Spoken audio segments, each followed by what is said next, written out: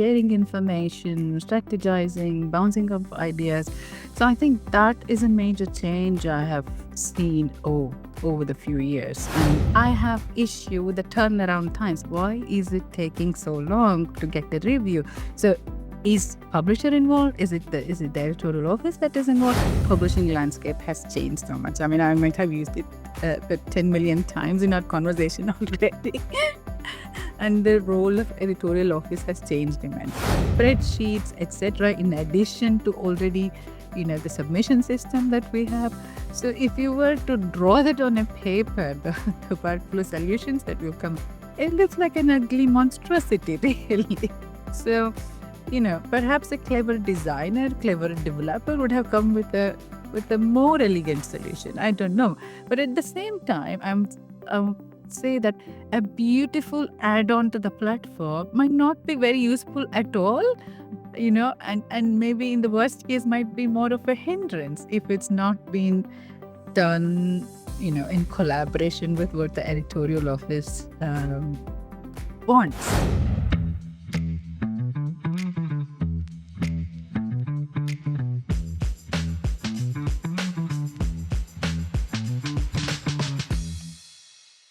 Hey everyone, and welcome back to the podcast. I'm your host Sowmya. Today, I'm really excited to be joined by Prabha Choubina, Publications Director at the Association for Child and Adolescent Mental Health. At ACAMH, Prabha is helping shape the future of how research gets shared, reviewed, and supported. She brings a mix of publishing expertise, strategic thinking, and deep care for the stakeholders who keep scholarly publishing moving. In this episode, we talk about her career journey, what authors really need today, how transparency can transform the publishing process, and what it means to build community in an industry that is often siloed. Let's dive right in. Hey everyone, welcome to today's Publisherspeak Podcast. And today I have with me Prabha. Prabha, it's so good to have you on this podcast here today. I'm really excited to hear what you have to say. But before you get started, there's one first question that I really like to ask all my guests. How did you get into publishing and how did you get to where you are today? What's your journey? Hello, everyone. Um, Thank you, Soumya. I think I'm very excited to talk about this.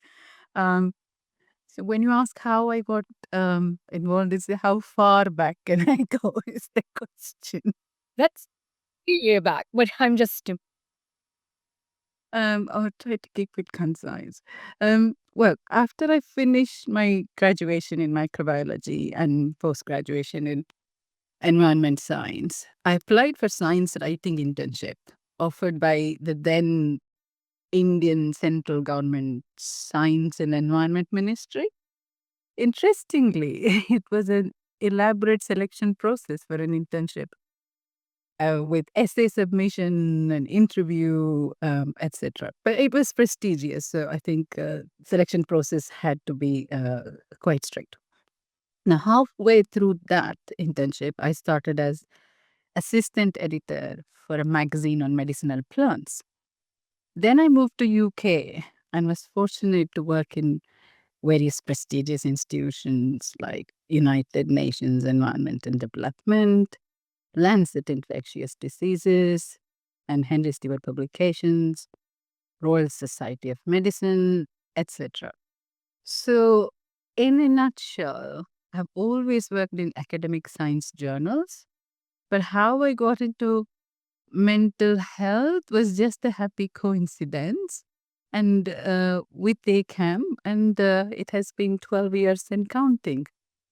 If I can just a small incident where when I got involved with ACAM was like I said, I was coming back from a long maternity break, and then I had applied first time round, and they were at that time looking for a part-time person, but I was looking for a full-time. So I said, okay, this doesn't work. And then I got an invite from them to go for the interview again. And then the minute I got there, the person who happened to be my manager after that, just said something wonderful. He said, this job was always yours, so we called you back.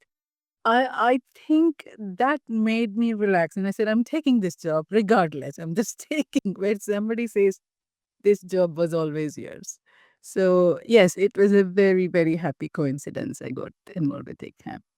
That's wonderful. I think that was the destiny kind of bringing you to where you are today. But it's fascinating that you found your calling in mental health and in what you're doing today. But along the way, I mean, you've been a researcher. That's why you started. You said you started off in writing for science, and then have evolved into being on this side, which is on the publishing side, and putting the content together for the public world. Has it anything that surprised you along the way when you came into the publishing world, so to speak? Um, I mean, in some ways, yes, my role has been changed from researcher. I also did production. It has changed that way. But like I said, I've always stayed in publishing. And I think when it comes to my role and what has kind of surprised me along the way, I would start by saying I'm extremely fortunate and grateful for the way my role evolved at ACAM. And I'm kind of thankful for the support I have received from my colleagues and peers over the years. Like I mentioned, I was coming back from an extended maternity break, so I decided to ease back into the work. So I was never afraid to start small and learn again. So every time I applied, for example, when I moved to UK, when I applied to United Nations Environmental Development, it used to be the same question. You have done this already. Why are you applying for this? If you've done already, why are you applying? So I was never afraid to start small and then learn everything around it. So I think starting as a junior member of the team and to lead a small team today where the editorial office role has changed so much and has become so much more exciting and intense. It's been a remarkable journey personally and professionally. But what surprises I had on the way? Not majorly surprises, but I would say when I started, perhaps the role different stakeholders played, like the academic editors, publishers, editorial office, it was a lot more defined. And can I say it was a bit more compartmented? Like academic editors were responsible for the content and the direction of the journal. Publishers handled sales, marketing, production, hosting, etc. And editorial office handled everything in between, offering support. Now, the remit has changed dramatically over the years. Now, editorial office is now more involved and rather leading solutions and strategy and support, and not just being as a support. I even remember attending annual meeting with publishers along with editors. That would be it. We go to the meeting and we present the data, we talk, we do a bit of strategy, we check the numbers, and that was it. But these days, I know that we are constantly in touch, sharing information, strategizing, bouncing off ideas. So I think that is a major change I have seen over the few years, and the changes has been rapid. So if I look back 10 years to 5 years, and 5 years to now, things have changed quite rapidly. So going more from just being a support function to actually helping shape the strategy is sort of what I'm hearing here. Now, tell us, you're currently the publications director at ACAM. So what is it? What comes under your purview? What keeps you awake at night? Or what is your mission? Like I said, it is the role. I mean, just speaking very strictly about what I do and my role at ACAM, I manage a small portfolio of very prestigious journals. So editorial office is kind of a nerve center. I'm in touch with the editors, the publishers, the researchers, the authors, the reviewers, along with my team, of course. So that's the role. So it's more operational, strategy, and everything in between. So that's the role at ACAM. And I think you put it really right. You're sort of like the nerve center connecting, I would say, different pieces of Yeah. participants in this sort of ecosystem, Yeah. right? Now, yeah, I mean, I met you first at the Publisherspeak conference, so thank you so much. It was wonderful to meet you in person and having Yes. able to exchange some information back and forth as well.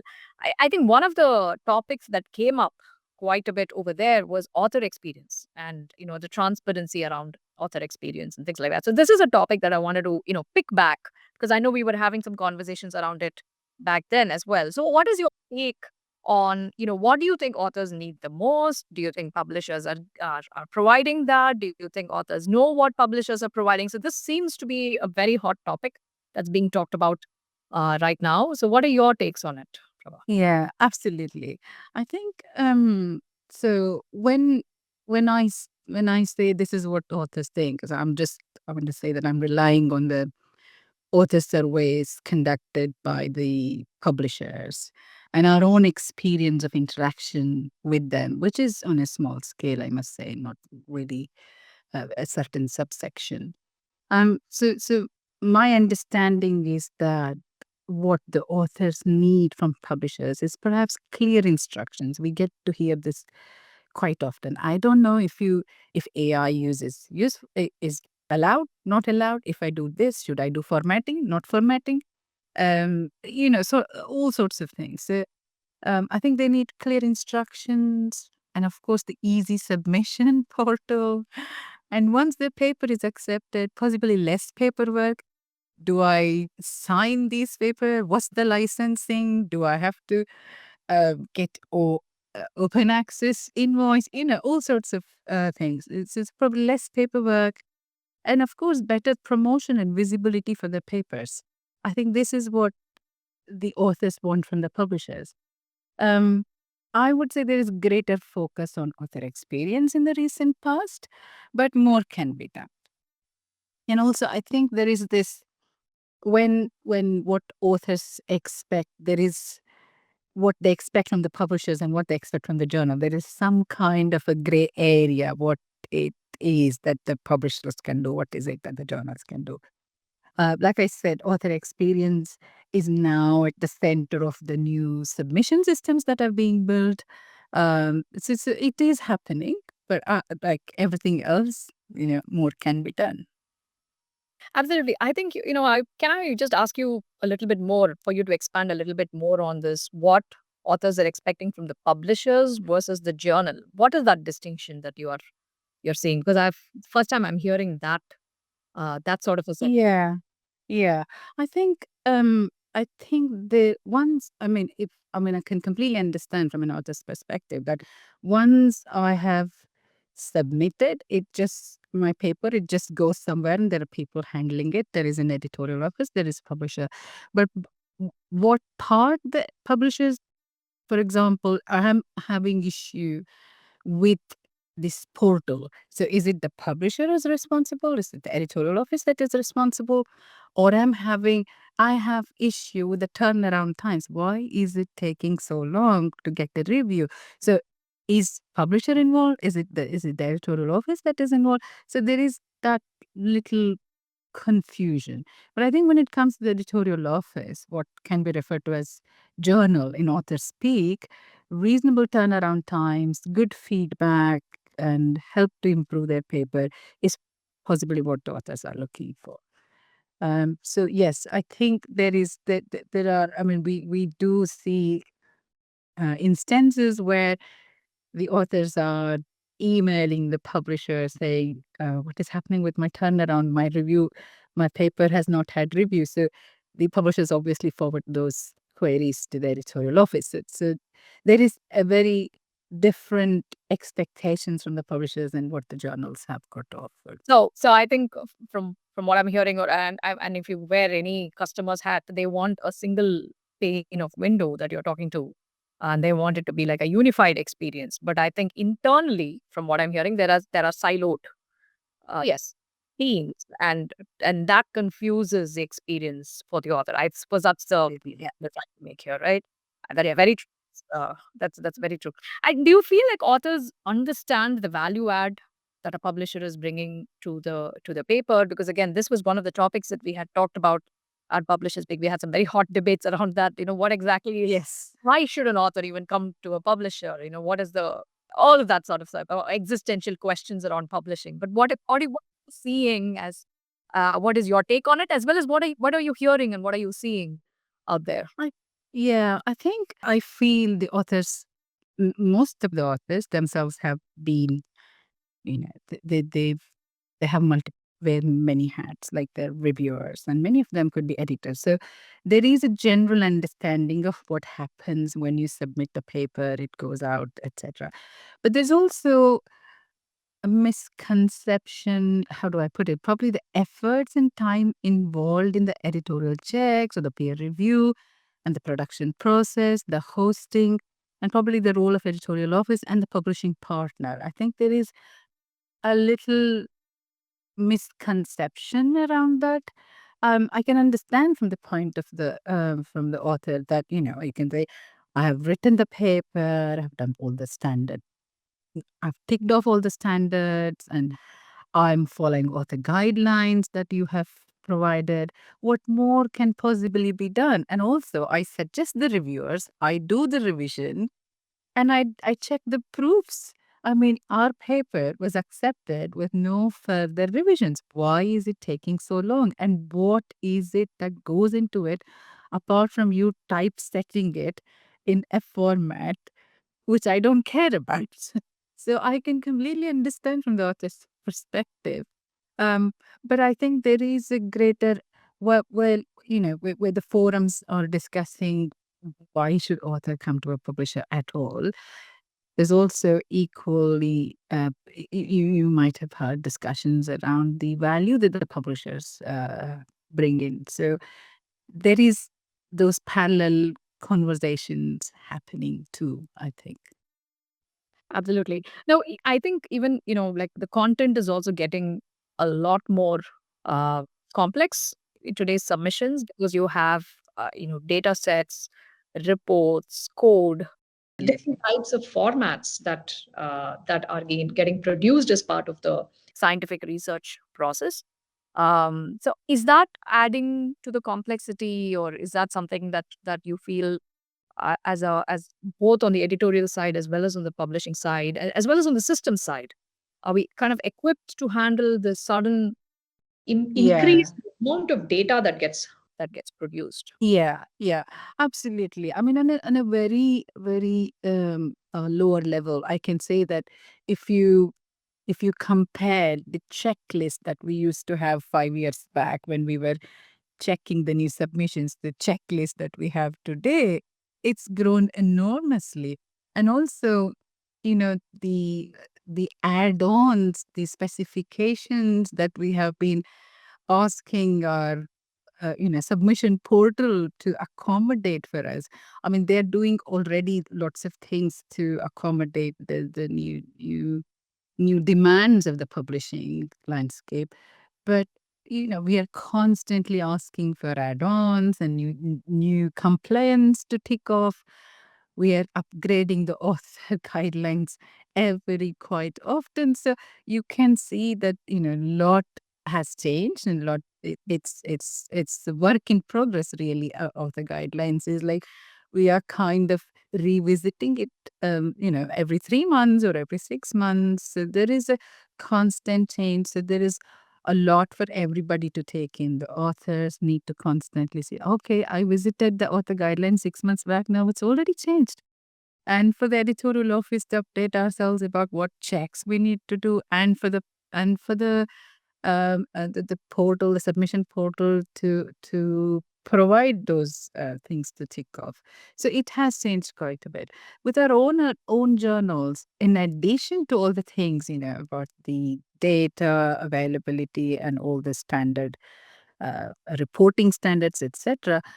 If there are other nuances in our own journal. For example, if we have introduced new types of article types, like we call it debates, there are also, we have clinical research updates, which are basically summaries of published papers. So, the other angle is there are many practitioner focused journals inviting articles authored or co-authored by end users. You see patient voice a lot these days.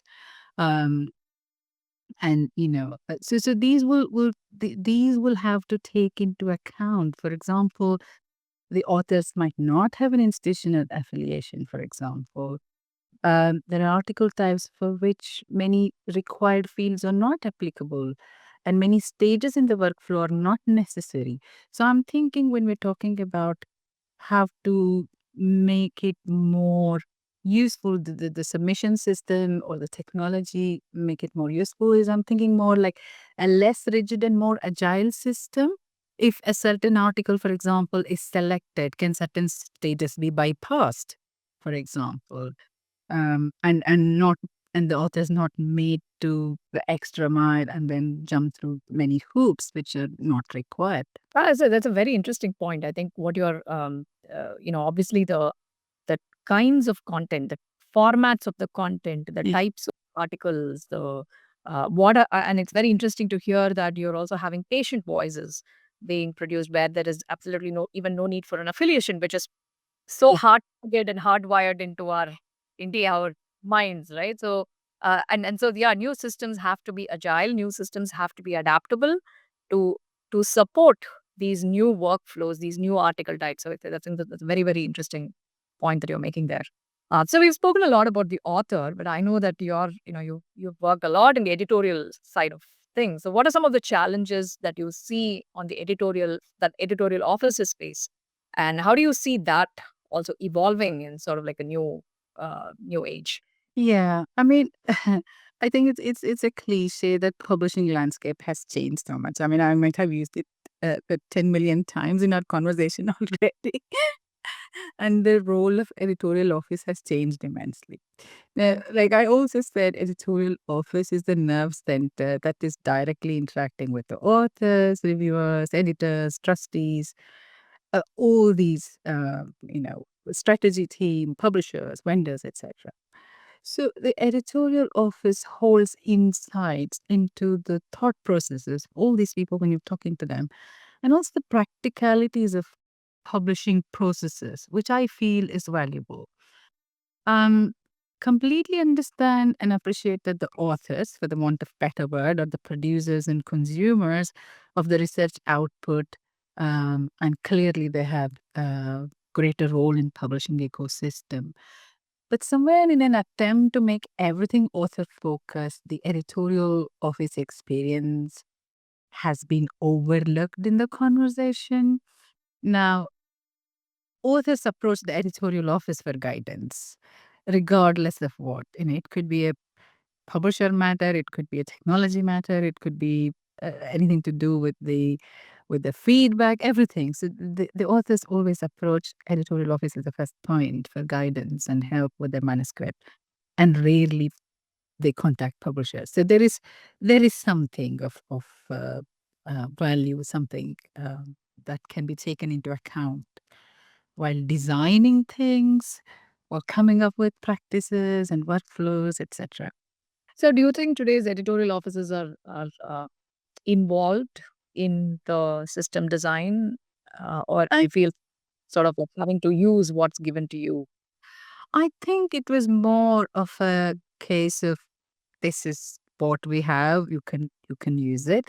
But of course, we're talking about a system which was built 30 years back, and most popular, widely used submission system, which was, which has evolved alongside. And but there was, I think the way it was designed was, the technology people know how to do it, we will do it. But the editorial office is given um, a few modifications. You can change the way you do your email template, for example, the way you select how many reviewers are required for your workflow, for example. So those were the minor things that the editorial office could have a say in.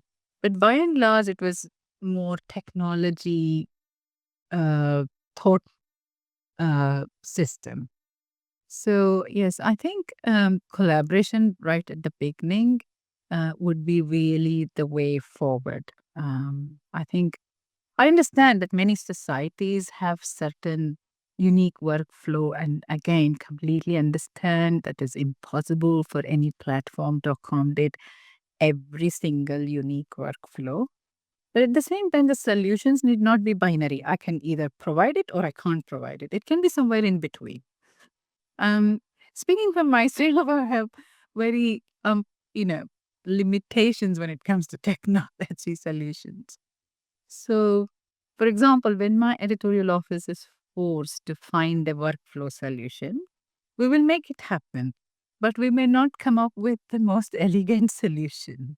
So, in one particular case, we ended up building something to include on the system, outside the system, tracking something using spreadsheets, etc., in addition to already, the submission system that we have. So if you were to draw that on a paper, the workflow solutions that will come, it looks like an ugly monstrosity, really. So, perhaps a clever designer, clever developer would have come with a more elegant solution. I don't know. But at the same time, I'm say that a beautiful add-on to the platform might not be very useful at all, and maybe in the worst case might be more of a hindrance if it's not been done, in collaboration with what the editorial office wants. No, I think that's true for any software that gets built, right? So I think it's got to be used for the people who are actually using it. So there's no point in technologists building something and then telling the users, hey, go ahead and use it. But I hear you. I think you're saying involve the editorial offices in designing, in coming up with visioning a new submission system, a new workflow management system, so that it's serving the needs of what are the real users on the Yeah. net who need it. That's I think it's a very very important note to make. Now I think you've also spoken quite a bit about this, community building, like how authors, publishers, researchers, societies, all of this needs to coexist within a community and talk a lot amongst each other. Yeah. And so how do you? Is there something that you have done, or do you have? Are you a member of certain societies or member of certain things to actually have bring all these people, all these voices together? There are great resources of information for editorial office out there, SSP Net, Scholarly Kitchen, valuable newsletters, genealogies by James Butcher, etc., just to name a few. However, what I found most useful is the peer group interaction. Um, it has given me confidence in presenting ideas to my trustees and say, I have consulted my peers and this is by far the best solution. Or I can say, I've consulted the peers, they are in a similar situation, etc. So I think the peer group interaction, I find by far um, more useful and more practical sometimes. I know you have the industry knowledge, which is, you get from the newsletters, this is happening in the industry comment, which is also very useful. But I think at a more ground level, when you are, for example, introducing something at your own editorial office or strategizing for something, the peer group interaction is what I found very, very useful. And I'm fortunate to be part of the peer group called SOC PC, which is basically a peer group for many society publishing heads. And then, there's a lot of ideas. It's a very safe space to share ideas. And then I must say I have benefited immensely from that. Um, yes, they've been very helpful. And what I have found is that generally in publishing world, people are very happy to share ideas. They're very happy they're very happy to talk. They're very happy to share ideas. Very happy to help. So the peer group interaction, I value that most, and it's very very very practical. I think that's very true about what you say about the publishing world. People are very, very happy to collaborate, very happy to share information. It's certainly not like siloed or kept within. And that's been something that even I found very, very useful. When you go to conferences, everyone's very nice. They want to talk. They're willing to share, and I think that's a very, very important aspect to grow as an industry. And I think you're Absolutely, yeah, good to yeah. call out. Right. So what do you see as the future? I have to throw this sort of, let's look 10 years down the line. What do you see as the future of scholarly publishing, or what are you excited about? What are you worried about? Do you have any plans in things that you're looking forward to in the near future, distant future? I think I mean in my own role, I mean, like I said, it's been 12 years and counting, but what has kept me going is that there is something new every time. There is something new to learn, there is something new to do, new to execute, and new to the new developments. So the old 12 years has been very exciting, and there is something new every year. But in general, when it comes to publishing, of course, there's a lot of. First, let me talk about the hope. So, there is an increasing collaboration and open conversations all around. I think that gives a lot of hope.